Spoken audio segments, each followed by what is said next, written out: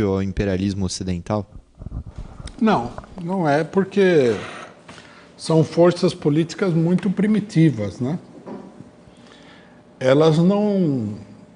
Resposta, assim, como alternativa, se, digamos, os movimentos islâmicos são alternativa, não são. Você vê, no desenvolvimento da luta, você precisa ter movimentos que tenham um programa mais elaborado e tal. Embora a gente tenha que reconhecer que esses setores, eles evoluíram muito politicamente desde os primeiros momentos, né? Por exemplo, o Bin Laden, eu vi as entrevistas dele depois que ele começou a se enfrentar com o imperialismo, e eram muito politizadas. Ele falava bem pouco de religião e falava muito de política e criticava o imperialismo. Então, quer dizer, é uma evolução política desses setores religiosos, que é uma coisa inevitável, né? A religião não dá resposta para a situação social.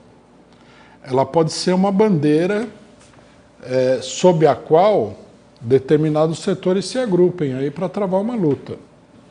Mas, à medida que a luta se desenvolve, você precisa ter outras concepções, né? Você precisa compreender o mundo fora daquela coisa bem limitada da religião. Quer dizer, é uma coisa primitiva. Agora, não confundir isso com a importância que teve, né, a luta do Talibã contra os norte-americanos no Afeganistão. Sob a bandeira da religião, mas também, obviamente, sob a bandeira da independência nacional, eles se organizaram e impuseram uma derrota muito importante ao imperialismo. Né? Sobre essa questão não há nenhuma dúvida. Quer dizer, não há nenhuma dúvida. Nós não temos dúvida nenhuma. Tem gente que até agora está completamente destruído pelo fato de que o Talibã derrotou o poder do imperialismo, né? Deveria ser motivo de comemoração para todo mundo, brasileiros em particular, né? O que acontece com esse negócio, com esses movimentos islâmicos é o seguinte: eles acabam, né, refletindo a luta pela libertação nacional que se desenvolve nesses países aí. E se desenvolve inevitavelmente por causa da opressão imperialista. Não tem outro caminho, né? Uma coisa que muita gente não entende, que está implícito, que, digamos assim, é uma parte fundamental desse debate, é que as forças que resistiram ao imperialismo e resistiram inclusive ao colonialismo, principalmente no século XIX, quando começam a aparecer várias revoltas e tudo mais, elas nunca tiveram, uma boa parte delas não teve uma ideologia progressista. Mas isso nunca foi motivo para que ninguém deixasse de apoiar, que os revolucionários marxistas deixassem de apoiar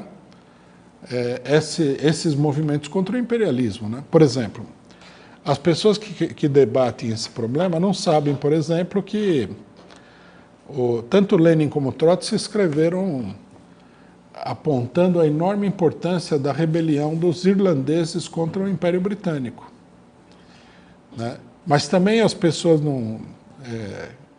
nem sabem disso daí, né? Os que já ouviram falar não se dão conta, por exemplo, de que o movimento nacionalista irlandês era católico meio fundamentalista e era direitista também. O movimento não era ideologicamente revolucionário. Assim, ideologicamente ele não era marxista, não era progressista nesse sentido. A ideologia deles era uma ideologia direitista, tanto que, né, a República Irlandesa, durante a Segunda Guerra Mundial, apoiou os nazistas contra os ingleses, coisa mais natural do mundo, vamos pensar bem, né? Você passa a vida inteira em guerra contra os ingleses, vai apoiar os ingleses na guerra, só faltava isso. Também não devia apoiar os nazistas, que era um outro imperialismo, mas era uma coisa mais ou menos comum. Agora, ninguém falou que a vitória dos católicos irlandeses fosse um retrocesso. Nunca ouvi falar isso aí. O problema que as pessoas não entendem é o seguinte: a revolução proletária nos países desenvolvidos, quer dizer, no centro vital do capitalismo, ela não é possível sem que você consiga abalar a dominação do imperialismo sobre o mundo. E para abalar a dominação do imperialismo sobre o mundo, você precisa dos movimentos nos países de tipo colonial, semicolonial. Em alguns você pode ter movimentos muito desenvolvidos porque existe uma classe operária e tudo mais. Caso do Brasil, por exemplo. Mas em outros, você não vai conseguir ter um movimento que seja mais do que um movimento ideologicamente atrasado. Caso do Afeganistão. O Afeganistão, uma das principais atividades econômicas do país é a plantação de papoula. Quer dizer, o país é um dos países mais pobres e atrasados do mundo inteiro.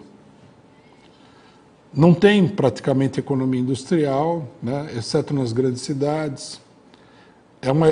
O país vive numa época histórica, não é anterior ao capitalismo, é anterior, inclusive,